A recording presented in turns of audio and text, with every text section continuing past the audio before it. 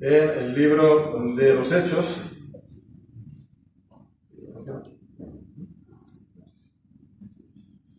Pues vamos a leer en el libro de los Hechos de los Apóstoles, en el capítulo 7. Vamos a leer desde el 44 hasta el 53.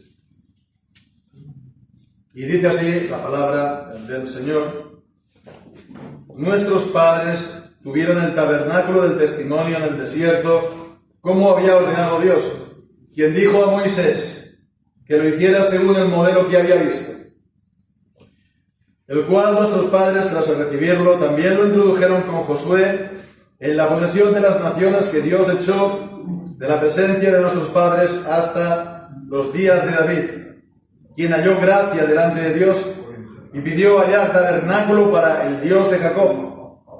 Pero Salomón le edificó casa, si bien el Altísimo no habita en templos hechos con las manos, como dice el profeta: el cielo es mi trono y la tierra es el estrado de mis pies. ¿Qué casa me edificaréis?, dice el Señor. ¿O cuál es el lugar de mi reposo? ¿No hizo mi mano todas estas cosas? Duros de cerviz e incircuncisos de corazón y de oídos. Vosotros resistís siempre al Espíritu Santo, como vuestros padres, así también vosotros. ¿A cuál de los profetas no persiguieron vuestros padres? Pues mataron a los que antes anunciaron la venida del justo, de quien vosotros ahora habéis sido traidores y homicidas. Vosotros que recibisteis la ley por disposición de ángeles y no la guardáis. Amén. El Señor bendiga su santa palabra. Amén. Pues ya este testimonio de Esteban ya llega a su fin en este capítulo que hemos estado viéndolo con cierto detalle, detenimiento, este discurso que hizo ante aquellos que instantes después lo iban a matar.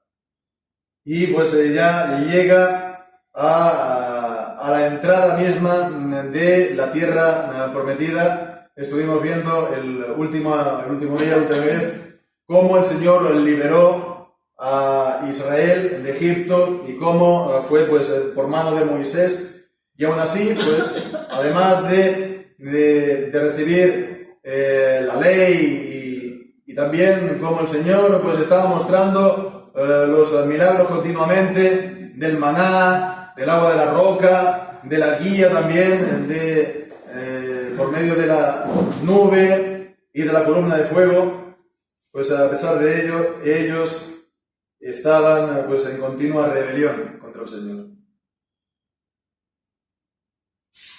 Entonces, hay que mantener un poco el hilo de todo lo que hemos estado viendo, porque la acusación que había recibido Esteban, que era, ¿por qué lo habían llevado allí? Era porque, capítulo 6 y versículo 13, este hombre no cesa de hablar palabras blasfemas contra este lugar santo y contra la ley, porque lo hemos oído decir de este Jesús de Nazaret: destruirá este lugar y cambiará las ordenanzas que dio Moisés. Entonces está todo girando en torno al templo. Esa era la acusación que le hacían, como también era la acusación que hicieron a Jesús.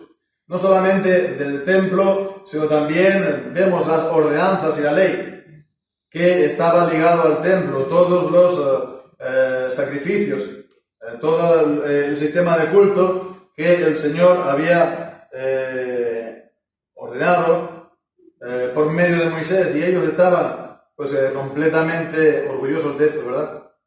Ellos estaban completamente orgullosos y como dice el profeta, ¿no? Repetían: templo de Jehová, templo de Jehová, templo de Jehová es este. Y ellos estaban, por lo tanto, convencidos que porque estaba el templo en Jerusalén, nada podía pasarles, y que el Señor iba a estar con ellos para siempre.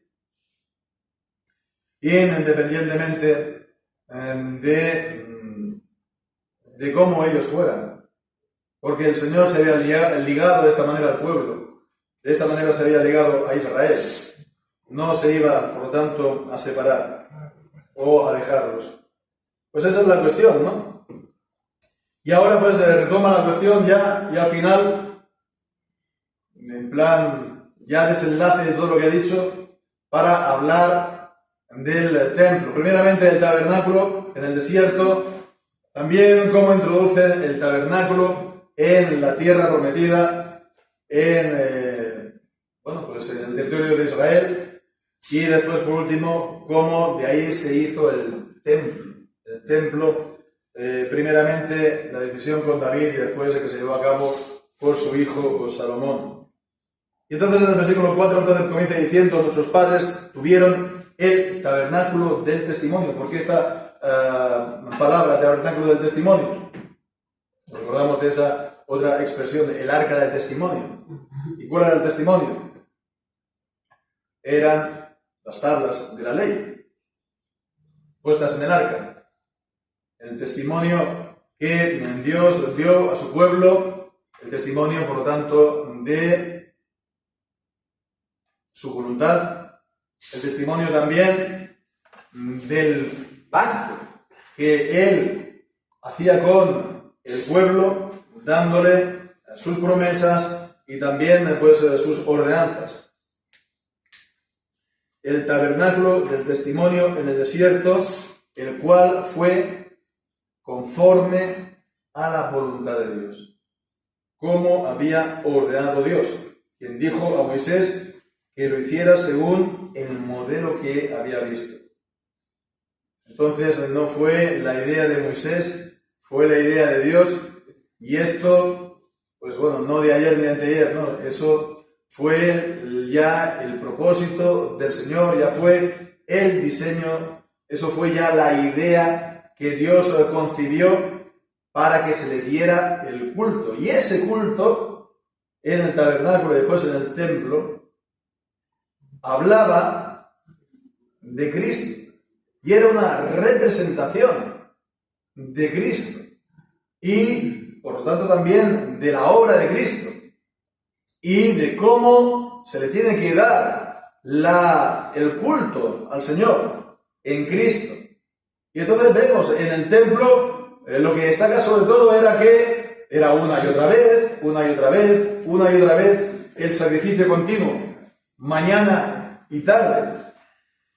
Y esto nos recuerda que tenemos siempre necesidad de aplicarnos el sacrificio de Cristo y la sangre de Cristo que nos limpie de todo pecado y que hemos entonces de recurrir al Señor en gracia, pidiendo el perdón de nuestras iniquidades. Esto es algo que nunca tenemos que dejar de hacer. Nunca tenemos que pensar que nosotros pues no tenemos necesidad de la gracia o del perdón. Hemos de esta manera acercarnos al Señor a través de Jesucristo. Bien, pues entonces el Señor dio el modelo que había visto. Aquí vemos no hay ninguna palabra de reproche, por así decirlo, de Esteban. No está, pues, como lo que había dicho de la infidelidad durante el tiempo del desierto. Entonces, los padres lo recibieron y entonces lo introdujeron, ¿no?, a la tierra prometida. Y, bueno, lo vemos ahí en los tiempos de Josué, Jueces, Primera Samuel, estaba en Silo. Y, bueno, pues, a pesar de que Dios había, pues, revelado su voluntad y su ley, el pueblo hacía lo que bien le parecía porque no había rey en Israel. Pero en todo caso, eso no se aplicaba al culto, el Señor lo había establecido. Había sí lugares altos, pero era por también la anarquía, se puede decir, del pueblo. Y bueno, no solamente lugares altos para sacrificar a Dios, sino también idolatría, que es lo que vemos en Jueces, que una y otra vez se apartaban de Dios y Dios lo entregaba a sus enemigos. Entonces, vemos que estuviera el tabernáculo en la tierra prometida, eso no libraba al pueblo de recibir la vara y la disciplina de Dios si ellos eran infieles. Y esa es la cuestión. El pensamiento, por lo tanto, no sé si decir religioso o ritualista, o que, ¿cómo diría yo? Que solamente se queda con las promesas de Dios y que, no le da mucha importancia a sus mandamientos y sus advertencias por el hecho que esté el tabernáculo o el templo en Israel o en Jerusalén, pues les hacía pensar que tenían lo que se dice, ¿no?, la expresión patente de corso, y que eso pues no les iba a traer ningún problema por parte de Dios, que estaban exentos de disciplinas, que estaban exentos de la corrección y del juicio del Señor incluso.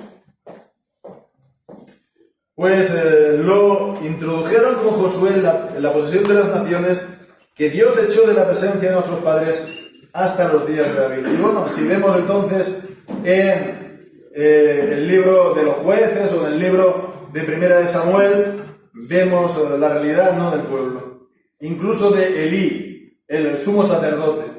Y Dios quitó la vida a sus 2 hijos por sus pecados. E incluso, fue el momento también cuando se enteró que perdió la vida el sumo sacerdote Elí. Incluso el arca del testimonio fue tomada.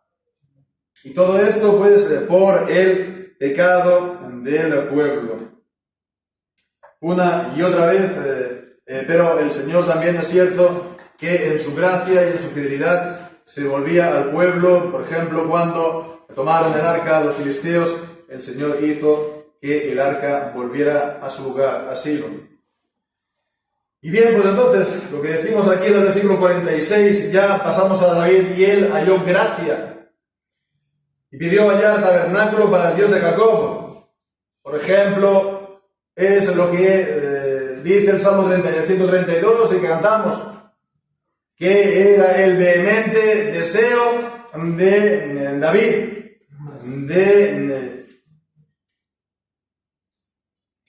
establecer un lugar para el arca de Dios. Sabemos la historia, ¿no? Y también en estos versículos se nos hace también algún adelanto, ¿no?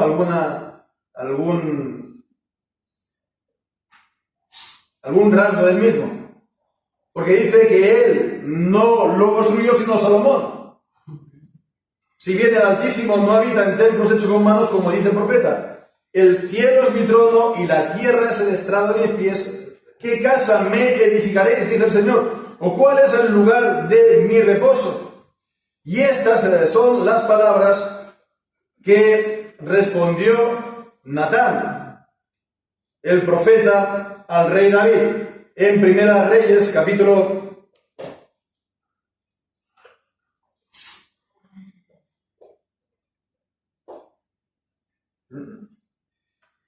'Perdón, es el Isaías, capítulo 66, esta palabra de Isaías 66, después volveremos también a Natán, porque también corrigió de alguna manera y se expresó claramente con palabras fuertes y también claras para David. Dice Isaías 66, Jehová dijo así: el cielo es mi trono y la tierra es el estrado de mis pies. ¿Dónde está la casa que me habréis de edificar? ¿Y dónde está el lugar de mi reposo? Mi mano hizo todas estas cosas, y así todas estas cosas fueron, dice Jehová. Entonces, lo que está diciendo aquí es acerca de la soberanía de Dios, de la trascendencia de Dios, que Dios no está ligado a un lugar, que no se le puede contener, pues, por el templo o incluso por las cosas que se ofrecen ahí ritualmente. Y esto era, digo, lo que se decía en Segunda de Samuel capítulo 7. Segunda de Samuel capítulo 7, cuando vino Natán a responder a David. En el versículo 5, ve y di a mi siervo David, así ha dicho Jehová, tú me has de edificar casa en que yo more. Ciertamente no he morado en casa desde el día que hice subir a los hijos de Israel de Egipto hasta hoy, sino que he andado en tienda y en tabernáculo. Y donde quiera que he andado con todos los hijos de Israel, he hablado palabra alguna de las tribus de Israel, a quien haya mandado que apaciente a mi pueblo de Israel, diciendo, ¿por qué no me habéis edificado casa de cedro? Entonces, aquí está el profeta diciendo algo parecido como cuando el pueblo también pidió un rey, como que yo no lo he pedido, vosotros os adelantáis. Y aquí está diciendo lo mismo, yo no lo he dicho, vosotros no lo adelantáis, pero al final accede, se puede decir, ¿no? Tanto lo uno como lo otro.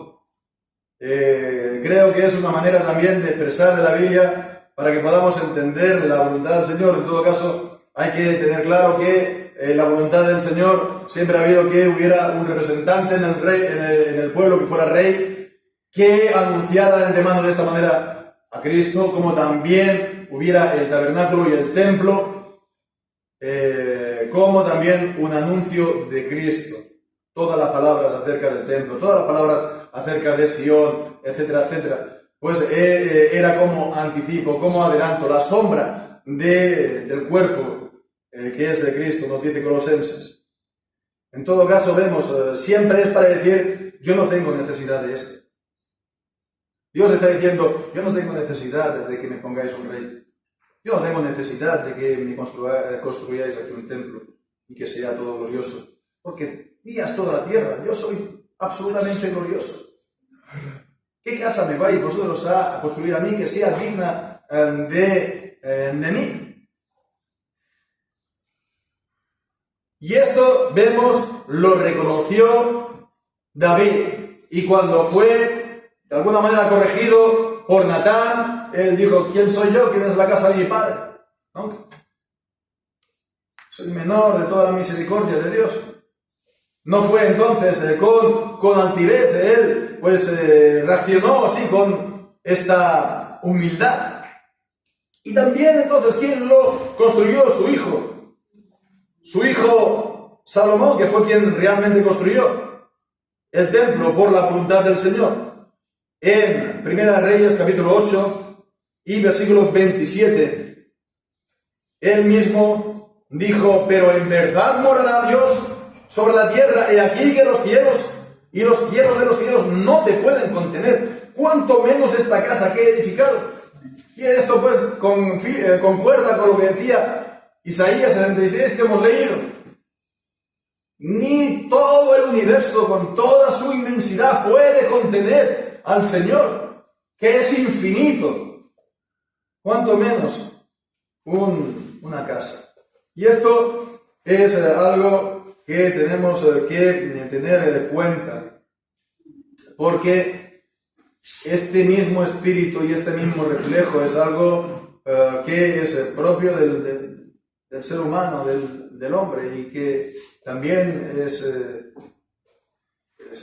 en la actualidad, incluso, si no es por la gracia de Dios, incluso nuestro. Porque esta misma actitud es la que se encuentra hoy en día, que por el hecho, por ejemplo, de que somos Iglesia de Cristo y que el Señor nos da estos títulos tan grandes, pensemos, somos el cuerpo de Cristo, etcétera, etcétera, pues que esto, bueno, que nos, de alguna manera, nos hace exentos de la disciplina, de la corrección del Señor, llegado el caso. Y es algo que realmente cuesta asimilarlo, cuesta entenderlo. Pero es así. Y es para nuestro bien, y es lo que dice el Señor en Hebreos, ¿no? Que el Señor hace partícipe de sus disciplinas a todos aquellos que recibe por hijos, para que participemos de su santidad. Entonces, el ser Iglesia de Dios, Templo en Jerusalén, etcétera, etcétera, eso nos libra de la disciplina y del castigo, si es que estamos siendo, como dice aquí, duros de cerviz, incircuncisos de corazón y de oídos. Vosotros resistís siempre al Espíritu Santo. Vemos, está utilizando la palabra resistir al Espíritu Santo. Esto, por supuesto, no contradice la doctrina de la gracia irresistible del Señor, porque esa gracia irresistible es la gracia irresistible del Señor para con los heréticos. Que el Señor obra inmediatamente en su alma por su Espíritu y la palabra. Pero vemos que es lo propio de los réprobos que están endurecidos en sus pecados. Y aún nosotros, si el Señor no nos hace gracia, pues nos podemos endurecer en alguna falta o en algún pecado. Aquí, sobre todo, es la idea de ser incircunciso de corazón y de oídos. Es el lenguaje parecido al que utiliza Isaías en Isaías capítulo 6. Como vuestros padres, así también vosotros. ¿A cuál de los profetas no persiguieron vuestros padres? ¿Cuál es el punto de todo esto? Que estos sacerdotes de Jerusalén, estos religiosos, estos fariseos, estos escribas que habían pues llevado a Esteban por alborotador y por estar denigrando o lanzando palabras en contra del templo, estaban en contra de Moisés, estaban en contra de David, estaban en contra de Salomón, estaban en contra de todos los profetas, pero estaban en contra también de José, estaban en contra de todos los patriarcas, estaban en contra de todos los santos de Dios. Porque ellos también, de la misma manera que se opusieron en su corazón a todos los santos de Dios en el Antiguo Testamento, de los cuales leían la palabra continuamente, ellos también se opusieron a lo justo, de los cuales han sido traidores y homicidas, por esto mismo. Por esto mismo. Porque están pues diciendo lo mismo, templo de Jerusalén, templo de Jerusalén. Templo en Jerusalén es este, y no veremos el mal. Y no veremos el mal. Bueno, pues como digo, esto es una advertencia, ciertamente, para los creyentes, para la iglesia profesante, porque ciertamente el Señor tiene su iglesia y el Señor la guarda, y tenemos esa promesa que la iglesia nunca dejará de ser, porque el Señor está con ella y la guarda.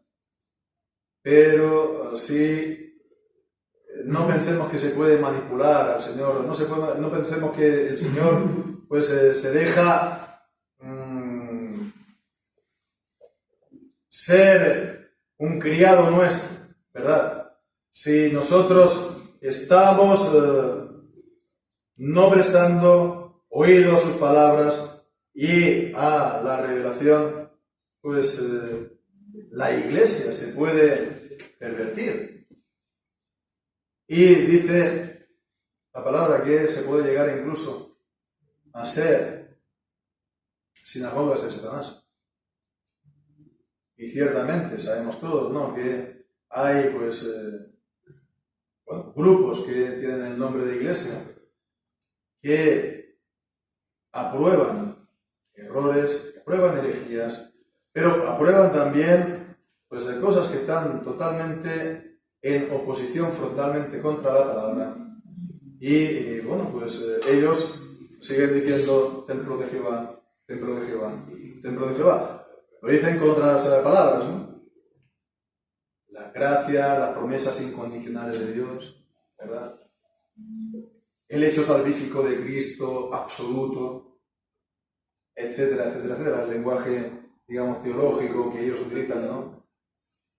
Para decir que Dios es bueno, tan bueno, tan bueno, tan bueno, que al final va a cubrir absolutamente todas las infidelidades y todos los errores y nos va a salvar a todos al final. Esa es la idea al final, ¿no? De que Dios al final va a salvar a todos, el universalismo. Pues esta es el recordatorio de la palabra de Dios. Dios es soberano, Dios es trascendente, Dios sí ha concertado pacto con nosotros, Dios se ha ligado y nos da sus promesas, pero no podemos nosotros pensar, manipularlo, no podemos ponerlo a nuestra conveniencia. Somos nosotros los siervos y Él el Señor, Él no es el siervo. Nosotros somos los siervos y hemos de estar con ese, primero, saber esto, no olvidarlo nunca. Segundo, hemos de ser, como decía Isaías, tener ese corazón contrito y humillado.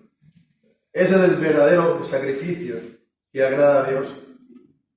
Y tener un corazón circunciso, circuncidado, unos oídos circuncidados, y que pues estemos entonces quitando de nuestra vida el pecado y el mal. El pecado en nuestro corazón, el pecado en nuestra mente, el pecado en las actitudes que tenemos para oír o no oír al Señor cuando el Señor nos habla de su palabra, cuando la leemos, cuando la escuchamos, la entendemos. Que nos dé la reverencia, porque de esa manera seremos el verdadero pueblo del Señor, que es manso, que es humilde y que es como el Señor Jesús. Dice, aprended de mí, que soy manso y humilde, el verdadero siervo de Jehová, el que cumplió la palabra del Señor, que la obedeció siempre. Él es el verdadero templo.